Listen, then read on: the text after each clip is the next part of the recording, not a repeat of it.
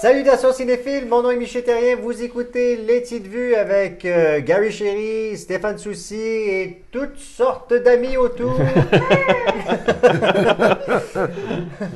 Que vous soyez amateurs de princesses, de bagnoles, de robots japonais, que vous n'ayez jamais pris de bain comme Shrek, n'est-ce pas Stéphane?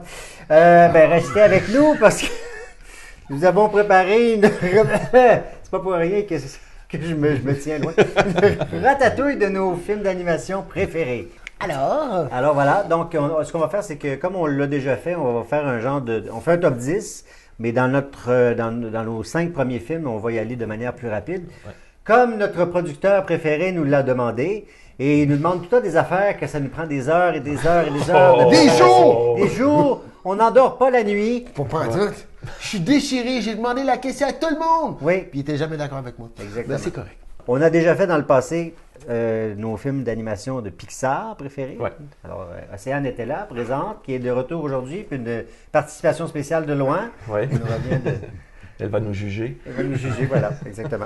Donc, Gary, toi, dans tes mentions spéciales, Ben, mention spéciale, Goldorak. Goldorak, oui, Goldorak. Ben oui, c'est le film. Ben oui, j'en ai même qui était 3 épisodes. Oui, c'est ça, j'en ai parlé à Stéphane, j'ai dit Goldorak, c'est comme pas bon parce que c'est comme 3 épisodes. J'ai dit, ben oui, ça a passé au cinéma. Il a le droit d'être sa liste. Mais le film n'était pas bon. Mais oui, mais tu le mets quand même dans tes mentions spéciales. Oui, parce que je l'ai aimé, puis je l'ai réécouté à peu près 100 000 fois, puis j'ai encore le DVD et le VHS alors. Non? Moi, c'est pas mal tout ce que j'ai ici, c'est ceux que je réécoute encore régulièrement. Ninja Scroll, est-ce que vous connaissez? Non. Ben ça, c'est un manga. Je connais la pochette, mais je n'ai jamais vu le film. Non, mais moi, je suis un maniaque manga. Dans les années 80-90, j'en ai écouté à peu en finir. Puis c'est une mention spéciale parce que je suis très arts martiaux, j'en ai fait et tout. Puis dans le côté arts martiaux dessin animé, Black Ninja! Il est vraiment génial. Puis, je ne raconterai pas l'histoire, mais c'est fun. Alors, l'autre, Shrek. Ouais. Après ça, Coco. Le dernier, comment c'est pas le dernier, s'il t'en manque 2? Ben oui, mais non, j'en ai... Hey! Qu'est-ce que t'as dit? J'ai dit Goldorak, Ninja Scroll, Shrek, Coco. Ça fait 4, là. Là, il m'en manque un. OK. T'en as pas vu assez. Histoire de jouer. 10 moutons, 9 moineaux. OK. Ouais. Bon, mention spéciale. Moi, je les ai mis en ordre chronologique. Comme ça, il n'y aura pas de... Check-moi l'autre spécialiste. Là. Moi, j'ai mis ça par ordre de chronologie. Oui, parce que je ne veux pas faire de différenciation. Non, c'est parce que c'est des et je ne mentions veux pas spéciales. heurter les réalisateurs qui nous écoutent. Un film de 1981. Un classique. Un film qui est devenu culte avec le temps. Heavy Metal. L'anti-Disney par excellence. Même si c'était ça le but du film. Je veux dire, Disney, c'était eux qui avaient le monopole des films d'animation. Donc, une gang de réalisateurs qui ont dit on va faire de l'anti-Disney. Et ils ont donné la claque. Donc, sex, drug and rock and roll. Totalement. C'est totalement ça. Ça te ressemble, ça. Fait que j'aime le côté artisanal du film parce que c'est tous des petits studios qui ont fait ça.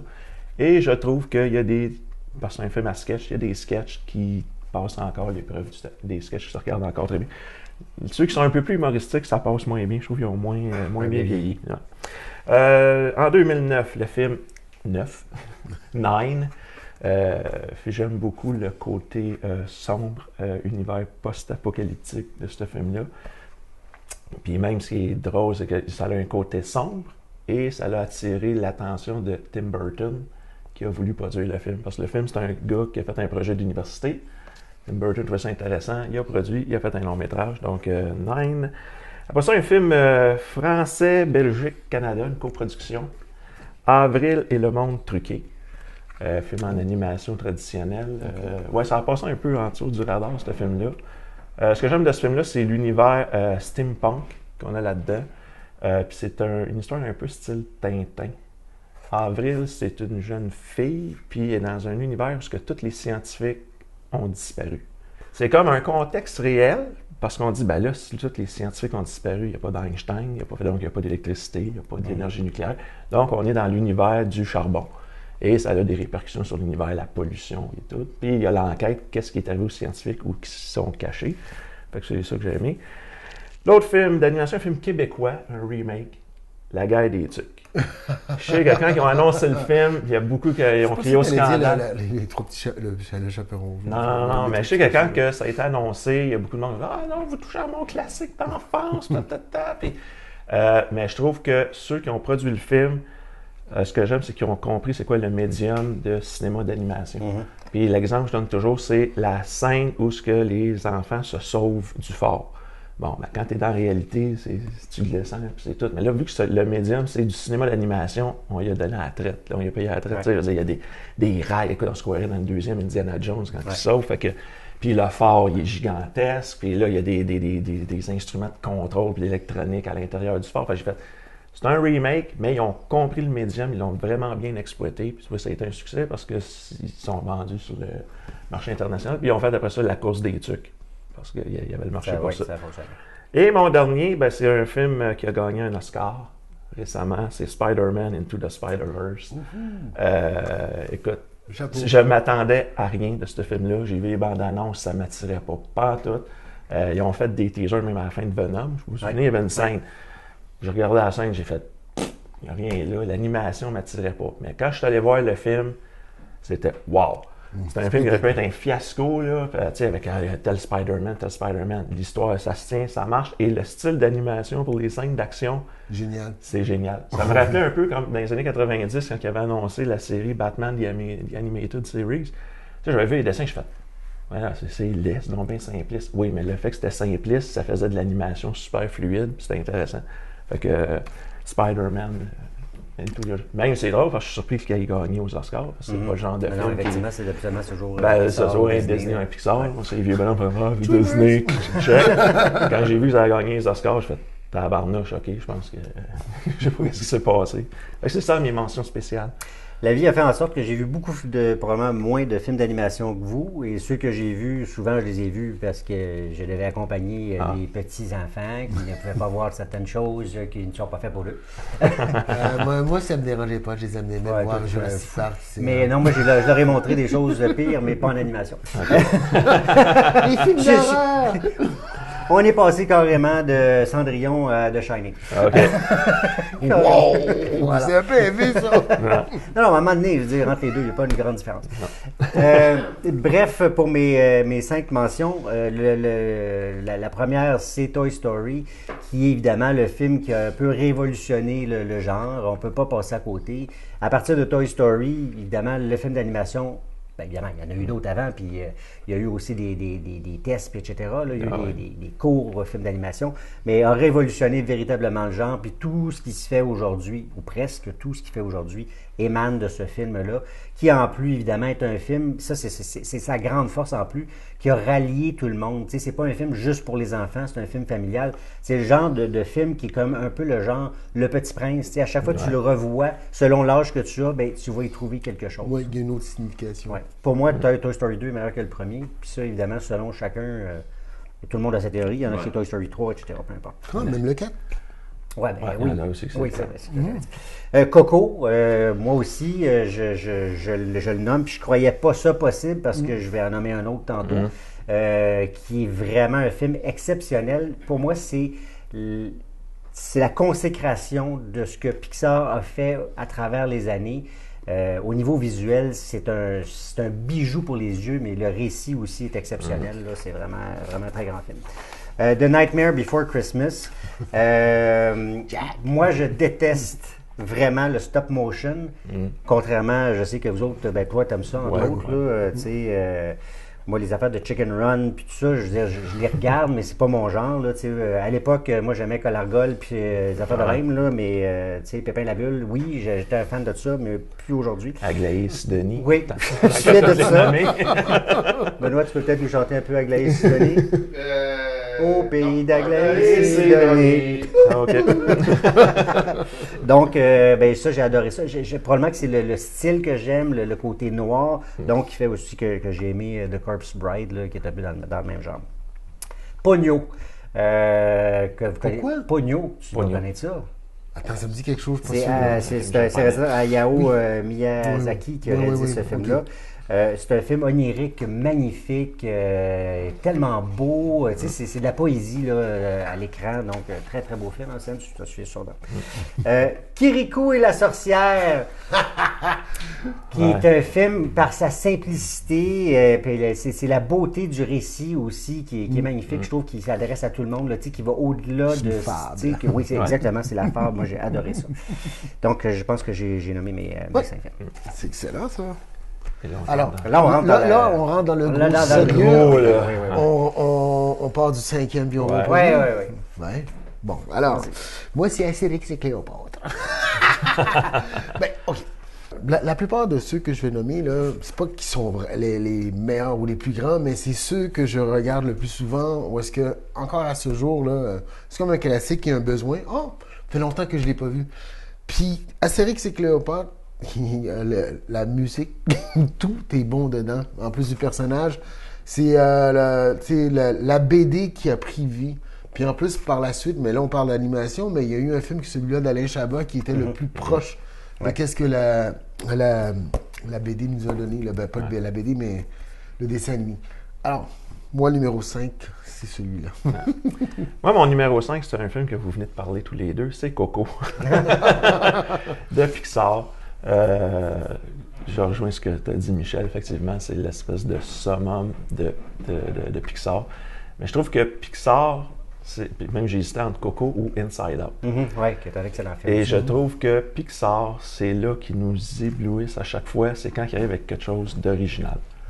Puis on dirait que Pixar, c'est ça qui nous ont habitués. Parce que les premiers films, c'était toujours de l'expérimentation qui nous amenait dans des nouveaux univers.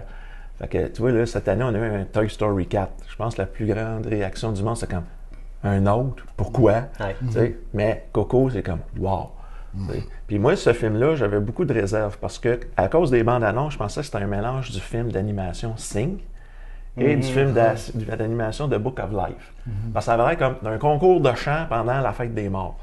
Mais quand je suis allé voir le film, écoute, visuellement, tu tombes sur quand il arrive dans le pays des morts, puis même on te voit par l'expression de Miguel, là, tu sais, il s'écarquille les yeux, puis écoute, c'est l'aspect lumineux. Même quand ils sont dans le monde réel, toute la cimetière éclairée avec les chandelles, tout ça, c'est majestueux, c'est impressionnant. Et l'histoire, la finale. Écoute, oui, mais ce que j'aime de Pixar, parce qu'il a fait tout ça avec Inside Out, c'est que là, on tombe dans des films un peu plus, avec des thématiques plus matures. Tu sais, Inside Out, c'était comme on passe à l'adolescence, l'ami imaginaire prend le bord, puis c'est normal que tu aies des changements dans ton comportement. Et Coco, je trouvais que, on parle de la mort à des enfants. Là. Oui, mais n'empêche que c'est un sujet que c'est pas tout le monde. Il y en a qui l'acceptent pas. C'est une thématique qui revient, qui est constante, puis c'est une des certitudes. Fait que, mais, tu sais, la finale qui amène ça, c'est pour QQ super touchant. En plus, le design du visage de la grand-mère, écoute, t'as le goût de la serrer dans tes bras, cette grand-mère-là. C'est toute ridée, mais elle a l'air sympathique, elle a une bonne bouille. Fait que, écoute, la fin. Le personnage fait en pomme, là, tu sais, à l'époque, là. Oui. Tu sais, l'usure du temps. Fait que, non, fait que moi, le film a fini, c'est sûr, j'ai broyé. Là. Mon larmomètre, c'est un 2 sur 5. Non, mais je voyais tellement pas ça venir. Puis là, la finale qu'on nous propose, j'ai fait wow. Tu sais, c'est touchant. Il y a une twist dans le film en plus. Oui. Il y a tout ce qu'il faut. Fait que, fait que moi, Coco, c'est pour ça qu'il est dans mon top 5. Avec raison. Moi, c'est Monster Inc. qui est. Le nouveau. Non, le nouveau est même pas. Non, mais c'est pas ça. C'est qu'est-ce que j'allais dire, c'est par rapport à Monster Inc. C'est encore un côté animation. Ils ont amené un autre niveau. C'est le détail des poils puis toutes ces affaires. Mais moi, c'est pas tant ça parce que oui, tu sais, ben vous regardez beaucoup le niveau, c'est le niveau technique. Moi, il y a plusieurs choses évidemment dans ce film-là. D'abord, premièrement, c'est un film qui a été très important pour moi parce que je l'ai regardé beaucoup avec les enfants, particulièrement avec Océane. Mais il y a aussi une autre chose, c'est que si on le regarde au niveau du scénario, tout ça, il y a une belle analogie. C'est un petit peu comme un film de, tu sais, comme à l'époque quand Jean de La Fontaine prenait la royauté puis il transposait. Là, c'était un petit peu comme si on avait pris la société puis on l'avait twisté de bord puis c'était des monstres à la place puis que c'était vu sous l'œil naïf d'un enfant. Puis aussi, tu sais, derrière la porte, c'est ce qu'il y a de pire dans la vie, le monstre, là. c'est l'âge adulte. Ouais. Puis c'est exceptionnel de voir ça. On le voit pas là, quand on regarde le film la première fois, on marque pas ça, on est embarqué dans l'histoire, etc. Mais c'est très fort, là, c'est très puissant, et puis c'est un magnifique film en plus, là, puis les images, puis toutes les analogies qui sont dans ce film-là sont magnifiques. Donc c'est un excellent film. Ouais. Bon, on s'amuse beaucoup en plus. C'est des des excellents personnages de Billy Crystal qui est là-dedans. Et John Goodman. Tout l'univers. Mais ça revient à ce que je disais tantôt, c'est ça, c'est que Pixar, Monsters Inc., c'était nouveau. Oui. Puis d'utiliser justement la fameuse histoire de, nous autres, en français, c'est plus le monstre en dessous du lit. Exactement. Le Monster in the Closet. On a tous vu, c'était une partie des Ah, Mais c'est pour ça que moi aussi, j'ai beaucoup aimé Inside Out, parce que c'est probablement les deux films dans lesquels on nous amène dans d'autres univers. C'est bon. Number 4. Yes. Je reste dans le Astérix. Les 12 travaux! Les 12 travaux, la scène classique pour moi là-dedans, c'est simple, c'est la maison des fous. Ben oui. Parce que c'est tellement réel. On y vient à chaque fois ici, d'ailleurs. Non, mais avoue que c'est génial, pareil. Là, ce film-là, il est sorti en 76, je me rappelle pas la BD en quelle année. Ben, il n'y a pas eu la BD, il n'y a pas eu de BD. Il n'y a pas eu de BD de celui-là. Hein? Il y a eu c'est un livre qui a accompagné après. Ouais. OK. Parce que moi, la particularité de ça, c'est que ça a juste passé le temps, puis c'est la meilleure description d'une administration. Ouais. C'est de quoi que ça a l'air. Quand tu t'avais En fait, quand tu l'as vu en 76, tu pensais certainement pas à ça, toi. Pas en tout. Non. Pas en tout. Je tripais tout simplement. Exactement. Moi, ce que j'aimais, c'est Astérix, le gars avec ses lumières, là, tu sais. Ça doit être pratique le soir. Silence! Mais je pense que la force de ce film-là, c'est que c'est un film à sketch. Oui. Fait que s'il y en a un que tu trouves plate, c'est pas grave, on passe au suivant. Exactement, oui. C'est comme ça, il y a des sketchs qui sont plus longs, plus courts. Oui, mon héros Obélix qui mange pratiquement tout ce qui existe. Tabarnouche, avec le petit biscotte. Moi, mon numéro 4, on s'en va dans quelque chose d'un peu sombre. Encore? Ouais, c'est Coraline. Oh mon Dieu. My God. Là, ça en va sortir parce qu'elle a tellement eu peur pendant ce film. C'est ce que j'aime du film. C'est ce que j'aime du studio Laika, qui font du stop motion. C'est qu'ils font ce que j'appelle du film d'horreur pour enfants. Ils ont fait Coraline, mais après ça, ils ont fait Paranorman. Ouais. C'est un petit gars qui voyait des fantômes, puis il y avait des zombies là-dedans. The Box Trolls, que c'était des créatures qui vivent sous terre. Kubo and the Two Strings, que j'ai adoré. Mais tu sais, l'histoire, ça part rêver. Là. Le petit gars, quand il était jeune, il était bébé, s'est fait arracher un œil. Puis je fais... Très sympathique. Oui, très sympathique. Mais Coraline, c'est ça que j'ai aimé. C'est du stop motion. Les designs sont intéressants. Coraline est très colorée pour se démarquer de où se caresse.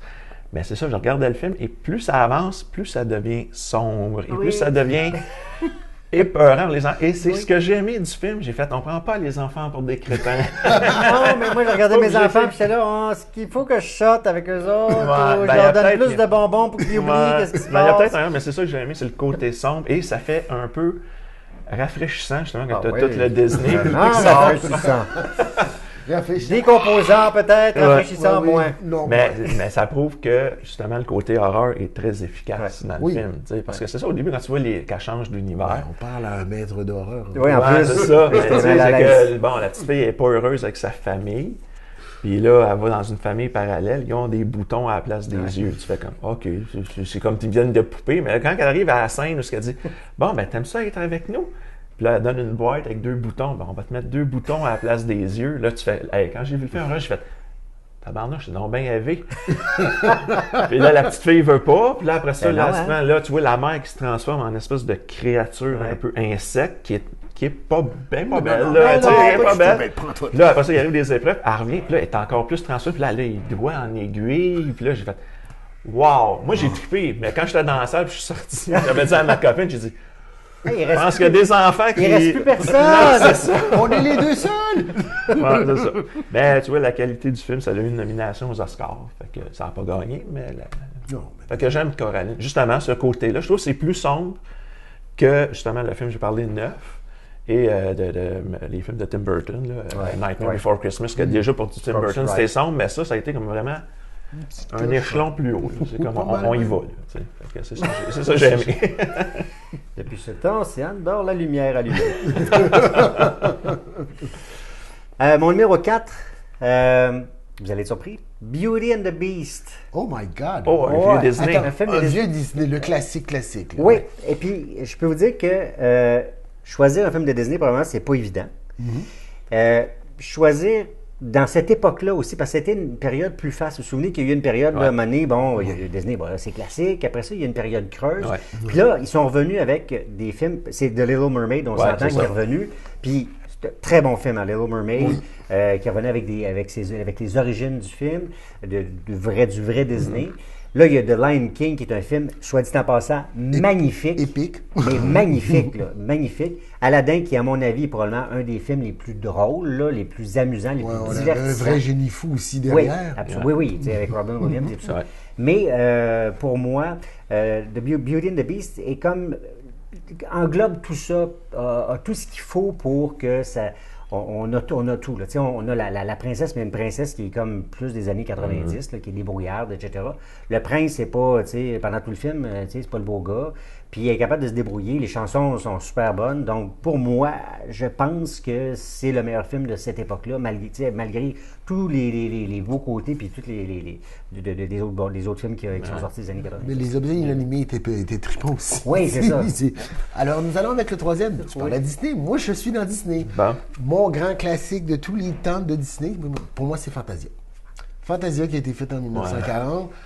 Il n'y a pas de parole ou quoi que ce soit, c'est plein de petits sketchs Pas avec aimé, le chef moi, d'orchestre. Fantasia. Hein, pardon? Il n'est pas aimé, moi. Ah, toi, tu l'as pas aimé? Ben, moi, j'ai adoré. Attends, c'est correct. Moi, je trippe musique classique. J'aime la partie L'apprenti sorcier. L'apprentissage, ah oui, avec les Ouais, la vadrouilles. sorcier, oui. Ouais. Oui, C'est ça. c'est génial. C'est ça, Bon, aussi. bon, ben, tu sais, on regarde, dans le temps, là, c'est ok, jeune, quand tu le vois, c'est spectaculaire. Plus tard, je le revois, puis je dis, crime, les dessins animés ont été faits en 1940, puis c'est encore de qualité. Et je l'ai re-regardé encore une couple de fois, puis j'ai dit, ben, chapeau. C'est parce que ça a bien L'autre vieilli. qu'ils ont fait, Fantasia 2000. Non. Ah. Non. Quoi, ils l'ont recréé exactement la même chose avec Non, la nouvelle ben- technologie ou? Ben, c'est un autre film, c'était d'autres Ok. pièces avec d'autres segments de dessins animés, mais ça va dans ce que Michel disait, la vague des films de Disney qui sont revenus, fait qu'ils ont profité de ça pour faire un autre Fantasia. Ah, ok. Bon, ben, Fantasia je vais 2000. aller checker ça. Mais je l'ai pas vu parce que j'ai pas assez trippé sur le premier. Oh, ok, tu Je l'as ne pas pas aimé voir à ce Fantasia point-là? 2000, ni le 3000. Les hippopotames en tutu, non merci. Ben, c'est tellement drôle cette scène-là, en plus, avec les éléphants. Je préfère le dessin animé de Bugs Bunny à l'opéra avec Elmer Fudd. Parce que Bugs Bunny a ses tresses et il chante sur le gros cheval. Là. J'ai trouvé ça plus comique que l'hippopotame en Je suis tutu. d'accord. Je suis d'accord. Bon. Moi, mon numéro 3, c'est un film justement qui vient de l'influence de la renaissance des films d'animation de Disney. Mais par contre, Mais c'est pas un Disney. il y a des gens qui ont des mains coupées. Non, non. C'est The Iron Giant. Oh, t'as découvert! Film, Mais c'est film- tellement drôle, OK? Ce film-là, on en parle à Stéphane. Ouais. J'ai pas encore vu, mais à un moment donné. Là, tu le découvres, puis t'es tombé en amour. Mais carrément. moi, je l'ai non, vu, non, je l'ai vu cette année pour la première fois. Hein. Ah, oui? Ouais. Ah. Vous êtes donc en retard, vous autres. Ah, Ouais, c'est non, n'importe quoi. on est dans la mouvance parce que ce film-là, ça a été un flop au box-office. Ouais, mais ça change rien. Non, tu la mais regardes c'est parce pareil, que, là. ben non, mais c'est parce que c'est par après que le monde le découvre. là. OK, ben moi, j'ai C'est- découvert quand il est sorti, puis C'est comme... que le Iron Giant, ben, comme tu dis, Disney ont fait renaître le dessin animé et tout le monde s'est lancé là-dedans. Je me souviens, Fox, ils avaient fondé un studio, ils ont sorti le film Titan A.E. Là, c'était supposé, on sort là, notre studio. Titan A.E. n'a pas pogné, Pas ils ont de- fermé les portes. Warner Bros. Ils ont voulu faire la même chose. Ils ont dit, on va faire un studio d'animation. Ils ont fait le film Quest for Camelot, qui a été un flop. Total. Puis là, ben ça a mis des bâtons dans les roues pour The Iron Giant. Parce que là, c'est Brad Bird, celui qui a fait The Incredibles. Puis Mission Impossible 3. Ouais, qui allait le faire. Puis là, à cause qu'ils ont fait, ben là, Quest for Camelot, ça a été un flop, ben là, le film, vous allez avoir moins de temps pour le faire parce qu'on vous donne moins d'argent. Puis là, le film est fini, mais là, ils savent pas quand est-ce qu'ils vont le sortir. À cause qu'ils ont tellement branlé dans le manche, ben ça nuit au marketing et produits dérivés. Parce que la productrice, quand tu fais un film et tu veux vendre des bébelles, il faut que tu ailles, c'est quoi le film, puis quand est-ce qu'il sort 6 mois d'avance pour que le monde les fasse, les bébelles. Les autres sont allés à une convention de bébelles, puis c'est comme, on ne sait pas quand est-ce qu'il sort le film. On ne sait pas C'est qu'est-ce ça qu'il que fait. Coraline a fonctionné. Il vendait des boutons bien C'est avant ça, le film. des boutons et des fils. Fait que le film, quand a sorti, ça a été un flop au box-office et c'est le bouche à oreille et l'effet des médias vidéo que le film est devenu culte pour plusieurs. Moi, j'adore ce film-là. Je trouve la thématique du désarmement, être anti-armes, ça fonctionne. Même le contexte du film, on est en pleine guerre froide, les États-Unis URSS. C'est pas innocent pour le propos du film. Non. L'animation, écoute, ça cote un Disney Exactement. des années Oui, 40 oui, comme c'est rien. On voit que, même s'il y avait moins de temps, ils se sont appliqués pour faire le Chapeau. film. Ouais. Et la finale, écoute, moi quand je l'ai vu, ça sur mon larmomètre, c'est un 3 sur 5. Écoute, le robot qui se sacrifie, là, ça je l'ai pas vu venir pantoute. Puis, tu sais, c'est comme, non, je ne veux pas être une arme et je veux pas qu'on se souvienne de moi comme une arme de destruction. C'est comme, moi, me sacrifier. Écoute, je broyais dans le film. Fait, ben ouais, on va donc. Vin Diesel qui me fait pleurer. Tabarnouche. Pareil pour Terminator. Fait que, ouais, le 2.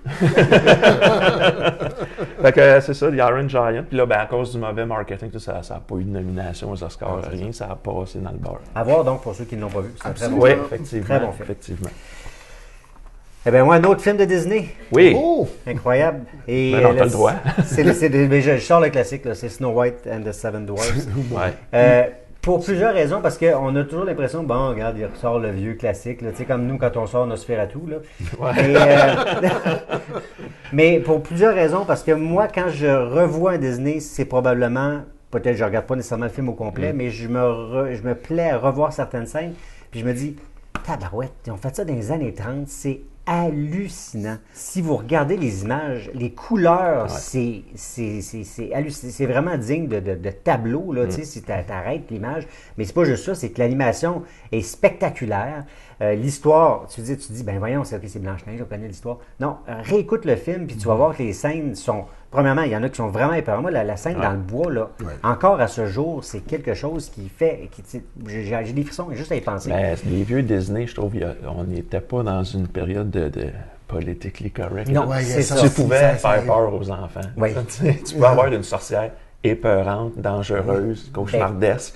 Puis dans ce que j'aime des vieux Disney, c'est ça. Mais comme l'étaient d'ailleurs les contes pour enfants à l'époque, Ben oui. quand tu racontais des histoires aux enfants, Oui, tu les pouvais contes leur de faire Grimm peur. et tout ça, là, tu Comme sais, je c'est tout à faisais fait peur normal. à Océane quand je faisais la méchante, là, quand je faisais rire, elle disait arrête de faire la méchante, là, Non, quand mais tu fais t'as vu la comment belle au bois ça- dormant. T'as réussi ton coup? Puis je regarde. riais Super bien. encore, Bravo. je continuais tu sais, à faire Maléfique sans arrêt.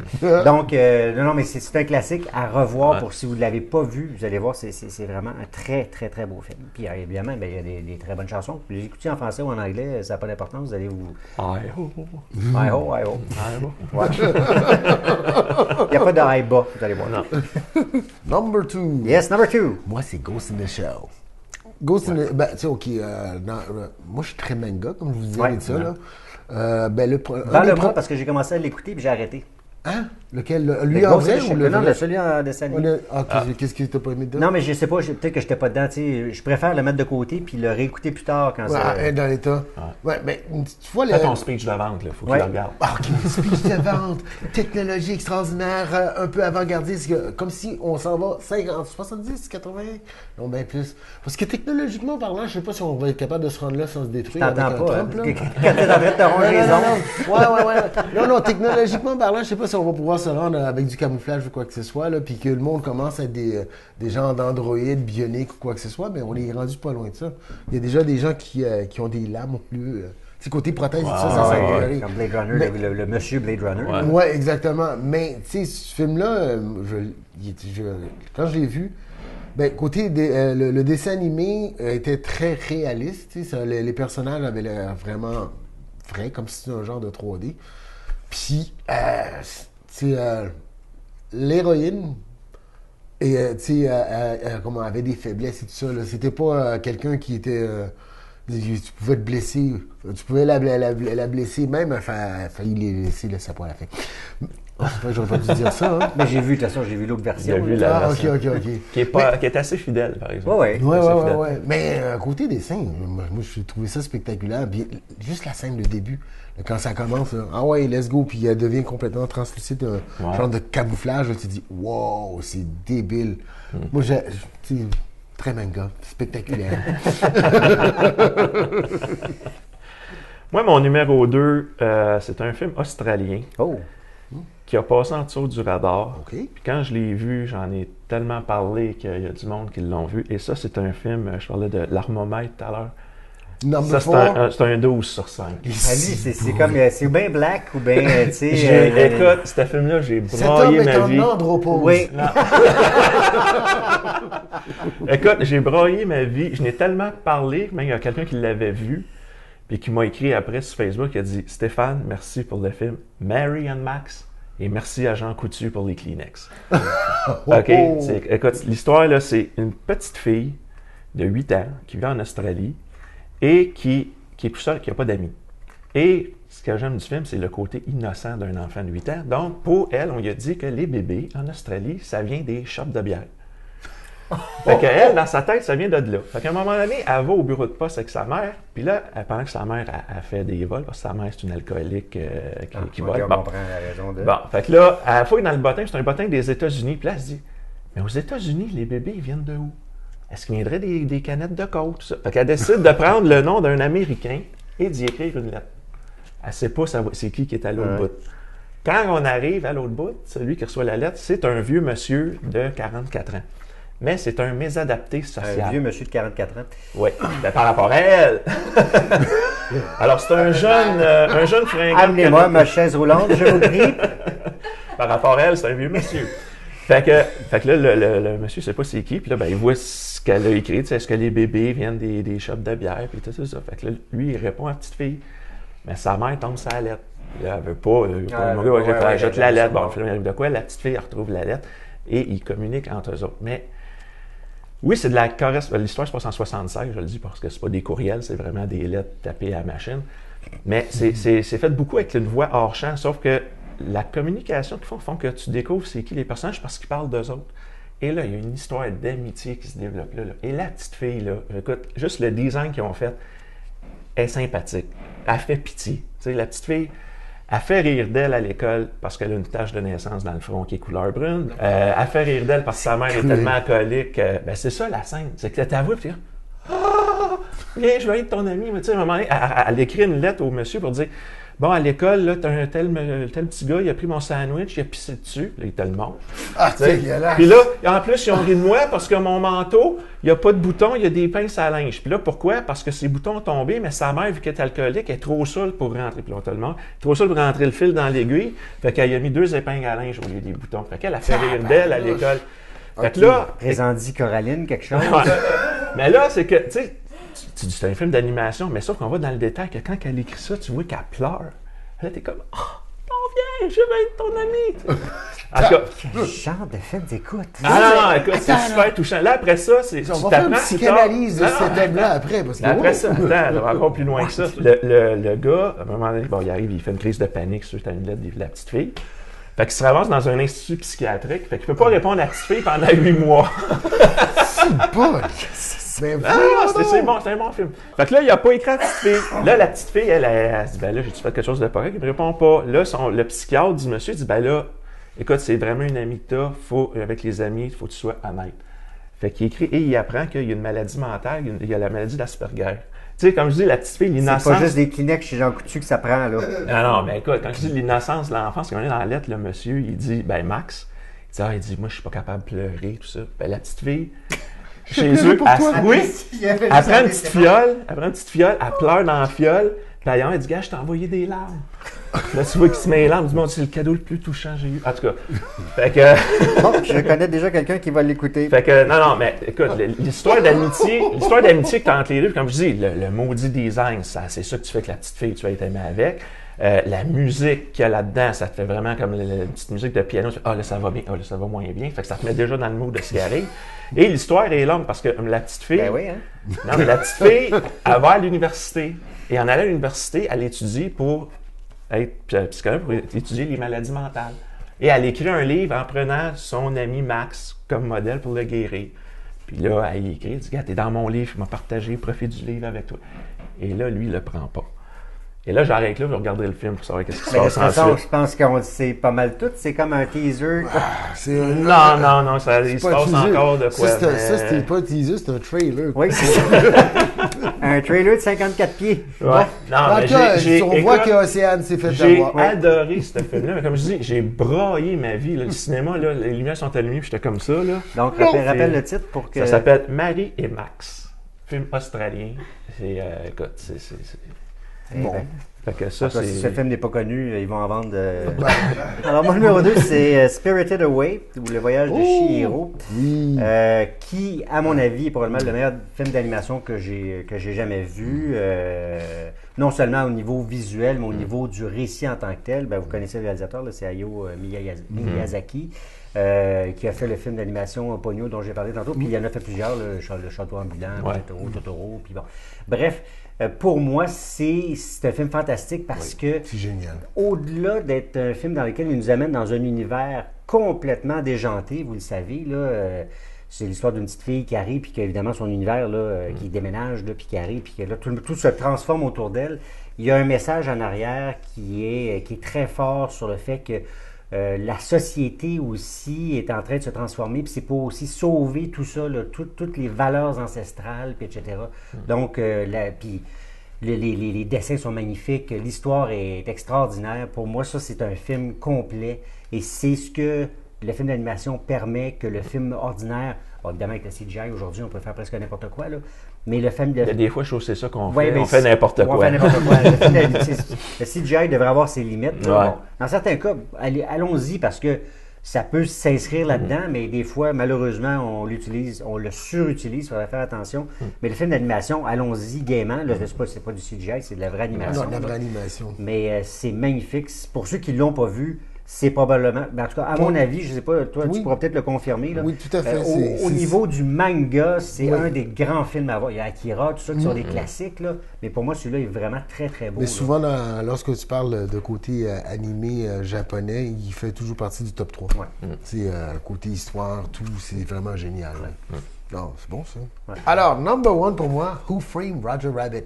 Même s'il y a des personnages vivants dedans, c'est pareil du dessin Ouais, animé. mais ça se passe au pays des dessins animés. Oui, mais Fait que c'est correct. Faut pas oublier que c'est le mariage des dessins de notre enfance. Le Hanna-Barbera avec le Disney. La rencontre de Daffy Duck avec Donald Duck. Il y a plein de choses là-dedans qui est vraiment génial. Ça a été fait avant le CGI. Donc, si vous avez la chance, allez sur YouTube et regardez le making-of, de voir une gang d'acteurs qui sont dans un bar en train de jouer avec du néant parce qu'il n'y a personne, Ouais. parce que ça va être ajouté par la suite. C'est vraiment génial. Puis après ça, lorsque tu regardes le résultat final, c'est vraiment hallucinant. Là. C'est juste que le combat sur le piano, là, quand ils sont en train de jouer, la façon qu'ils ont tout scripté ça. Mais moi, à chaque fois que je regarde ce film-là, je me dis tout le temps, c'est pas tellement l'interaction avec les personnages animés, parce que ça, c'est facile à faire, c'est l'interaction avec des objets animés. Hey, ça doit pas être évident, là. Tu dis Non. un fusil en cartoon. Il est comment, ton fusil? Tu sais, on va t'en Ouais, mettre comment je un, le mais sais? qu'est-ce qui va avoir l'air à l'écran? C'est tout cet aspect-là. Chaque fois que je vois le film, c'est comme... Tu sais, tu t'assois dans une auto animée, là, faut que tu fais ça, t'as Roger Rabbit à côté, fait qu'il y a juste toi qui a comme, dans le fond, pas d'affaires, là. Oui, mais Tu sais, n'empêche. ça doit pas n'empêche être que évident, point de vue acteur, là. Non, c'est pas évident, mais ça revient un peu à ce qu'on a connu jeune avec le sol et gobelet. Tout est dans ton imaginaire. C'est rendu maximum psychédélique d'une certaine façon. Là. Ouais. Parce que c'est ton cerveau, on te dit ça, tu prends ça pour du cash et puis ça fonctionne. Tu sais, Jessica Rabbit, c'est un dessin animé, puis les gars, c'est wow, elle est belle. Ouais, c'est vrai, tu y crois. Tu sais, tu y crois. Ouais. C'est vraiment génial. Tu sais, ça comme dessin. Après ça, je pense beaucoup plus loin. Brad Pitt a joué dans. Attends, c'était Oui. Cool Wayne's Runnings, World. non? Oui. Cool World. Cool World, World. c'est ça, j'ai Ouais, dit Wayne's qui World, c'est était cool. comme une genre de copie Ouais. de ça, Ouais. mais un peu plus adulte, mais ça n'a pas vraiment Ouais. fonctionné. Ouais. Mais Roger Rabbit, Ouais. chapeau. Ouais. Franchement, là, c'est Et encore c'est un plaisant à film voir qu'on aujourd'hui. pourrait plus faire aujourd'hui. Impossible. Non. Donc, si vous avez ça en DVD ou en Blu-ray, mettez ça dans une voûte, là. Parce Ouais, que ouais, c'est- non, c'est un trésor, là. Tu sais, parce qu'aujourd'hui, il n'y aurait pas une collaboration aussi hallucinante. Ah, mais moi, pas le seul juste ça, côté c'est- violence, ouais, c'est ça, le ouais. design de Roger Rabbit, Ouais. de De Jessica Jessica Rabbit, Rabbit, ouais. puis écoute, Ah, la c'est violence est extrême C'est là-dedans, vrai, mais ils se on disent, n'est pas c'est dans du le cartoon, politique, on y va. Mais on n'est pas dans le politique correct parce que Exactement. présentement, il y a, si les gens ont des jeunes enfants puis ils regardent, on va dire Bugs Bunny, le Bugs Bunny qu'ils regardent n'a rien à voir avec ce qu'ils ont vu Ben non, plus jeune. Trois quarts des scènes ont été coupées. Tu sais, Elmer Fudd n'est plus là parce qu'il y a un gun. Ben, moi, j'ai déjà vu à la télévision américaine des Bugs Bunny censurés. C'était pénible. Là. Et puis ça allait même juste à un coup de parapluie. Là. L'exemple, je me souviens tout le temps. t'as le fameux cartoon où c'était la grand-mère avec Titi sur son Ouais, chapeau, puis t'as Sylvester qui est en arrière, puis elle se retourne, puis il donne un coup de parapluie. Ben, le coup de parapluie a été censuré, mais l'affaire, il laissait le son, fait qu'il mettait un espèce de freeze frame, fait que tu voyais la grand-mère, là, je faisais pfff! Là, ça repartait, tu voyais Sylvester dans la main, je fais, voyons donc. Fait que quand ils ont sorti tous les Looney Tunes, les Warner Bros. En DVD, là, j'ai tout acheté les coffrets. Là, je regardais ça, puis j'étais comme, ah, c'est rafraîchissant. Ils se tirent d'en face, ils se tapent dessus, c'est le fun. Ben oui, c'est parce que c'est posé des ça, ça, c'est Tom franchement. and Jerry, c'est ça qu'on veut voir. Ben là. ouais. Exactement. Ben, tu sais, c'est ce qui a fait la manque de commerce de ces là là. cartoons-là. On n'est pas bon pour autant. Ouais, ouais. Moi, mon numéro 1, c'est un film japonais, c'est un classique, celui qui a ouvert la voie à tous les animés qui sont venus sur le marché nord-américain, c'est Akira. Mais je dois avouer que la première fois que j'ai vu ce film-là, T'as vu ou pas vu? la première fois que je l'ai vu, Ok, oui. j'ai rien compris. Ben, il fallait l'écouter en anglais ou en français. Oui. Non, mais c'est parce que ça te prend vraiment le contexte de ce qui se passe au Japon. C'est vraiment, écoute, tu voyages vraiment ailleurs. Tu es vraiment dans la culture japonaise. Il ne faut pas oublier qu'au Japon, c'est là qu'il y a eu la bombe atomique. Ouais. Le gouvernement, c'est pas comme ici. Fait que quand je l'ai vu, j'étais très jeune. Fait que moi, à part la scène de moto où tu tapais dessus, c'était comme waouh, c'est cool, il y a du sang. Après ça, c'était comme bon. Là, après ça, j'ai vieilli, j'ai gagné en maturité. Et là, Je n'y crois pas. Ouais. Et j'ai vraiment. Suspense. Ouais. Mais non, j'ai vraiment plus apprécié le film. Puis je le regarde encore aujourd'hui. Ouais. Puis là, tu parlais de CGI. Puis c'est ça, c'est vrai, je me dis, Christy, il n'y avait pas de CGI. Et le détail qu'il y a dans les décors, mais dans l'animation. Tu sais, nous autres, notre génération, oui, on a été envahi de dessins animés japonais à la télévision. Tu sais, les Candy de métal, Albator, Goldorak, Capitaine Flamme, Minifee. Let's go. Oui, c'était dessiné, mais c'était pas fluide comme ce que Akira Non, a présenté. Akira est vraiment la coche. Oui, oui. Si. Et ça l'a amené justement ton Ghost and the Shell. Exactement. Et le côté magnifique du film, visuellement, c'est ça qui a ouvert le marché nord-américain, ce qui fait qu'on a eu accès à ce film-là, qu'on a pu le voir puis le découvrir, parce que sinon, ça restait au Japon. Fait que oui, c'est l'histoire, c'est... Écoute, tu le regardes une fois, tu n'as jamais vu, je sais pas si tu vas tout comprendre. Parce que, non, c'est écoute, tu vas d'un bar, puis là, Akira, premièrement, Akira, c'est pas le petit gars sur le poster. Non. Parce qu'il y a du monde qui pense à ça. Ah oui, Akira. Non, c'est pas Akira, lui, c'est Kenata. Ouais. Canada, faut pas dire Canada. Là. Mon lapsus est là. Tu sais, c'est Canada, excusez. Fait que c'est ça, c'est lui qui est une bande C'est d'amateurs. pas Justin, là, avec Non, c'est la ça. face en noir. Ben, tu sais, Akira, c'est une force qui est, dans le fond, la métaphore de la bombe atomique. Parce que le film commence qu'en 1988, il y a eu une explosion qui a détruit Tokyo, qui a déclenché la Troisième Guerre mondiale. Et le film, ça se passe cette année, en 2019. Et j'ai toujours pas de moto comme dans Akira. Non, on a tous rêvé de la mort. Ben, c'est ça. Fait que le film a un côté très politique aussi, parce que Akira, ça a été un projet caché par le gouvernement. Puis là, c'est des enfants qui ont des pouvoirs psychiques qui sont dangereux. Puis là, OK, il y a une conspiration là-dessus. Là, t'as une gang de rebelles qui veulent empêcher qu'Akira revienne. T'as une gang de fanatiques qui veulent qu'Akira revienne comme un dieu. Fait que là, quand t'as le personnage de Tetsuo qui se rend compte qu'il y a ce pouvoir-là. Tu sais, en plus, c'est une métaphore un peu avec les dictateurs et la bombe atomique. Je veux dire, lui, c'est un gars qui, dans sa gang de motards, il était faible parce que Canada le protégeait tout le temps. Il est tanné de le faire valoir. Il a ce pouvoir-là. Tu sais, ça s'agrandit. C'est ça. Et là, ben, souvent, comme dans des films japonais, par exemple, je trouve que la fin, ça dégénère. Oui, Là, il y a ça aussi. Écoute, là, il perd le contrôle du pouvoir qu'il a. Puis à un moment donné, dans l'action, il se fait couper un bras. Fait que là, il prend de la technologie, il se fait mettre un bras électronique, mais il perd le contrôle là-dessus. Son corps prend des proportions. Il y a une espèce de jello géant qui peut avaler le stade olympique. Faut que tu sois dans un état d'esprit particulier pour le regarder. Mais quand je dis, moi, je trouve l'animation, les détails. Moi, à chaque fois, là, j'ai comme. Je suis abasourdi de voir ça. Tu sais, je veux dire, il roule en moto, puis tu vois les collets qui vibrent. Ce qu'on voyait pas dans des Goldorak. Pas tout. C'était comme 2 dessins, mais là, c'est vraiment animé. Nous autres, on a été habitués aussi avec Pierre à Feu, la même maison qui repasse en son sein. Qui est interminable. Il y avait dans une petite affaire un 2x2, puis il y a à peu près 50 fenêtres. Il y a 4 fois la même table avec le téléphone. Fait que c'est mon numéro 1. C'est cliché, mais... Non, c'est un bon numéro. Hein? Mon numéro 1 arrive juste à temps pour le bain de Cléopâtre, parce que comme toi,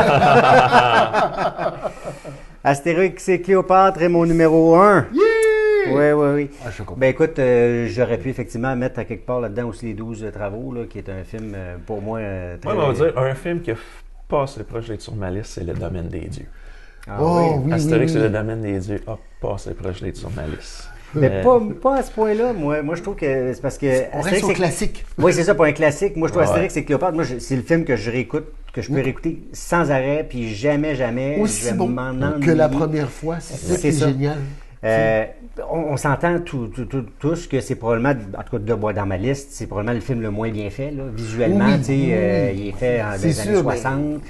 Justement, à cette époque, 1968. ouais, à l'époque justement où comme des pierres à feu là, Ouais. où le, tu sais, probablement il y a sûrement pas 24 images secondes là-dedans. Il y en a peut-être. Il y en a 25 parce que c'est un film européen.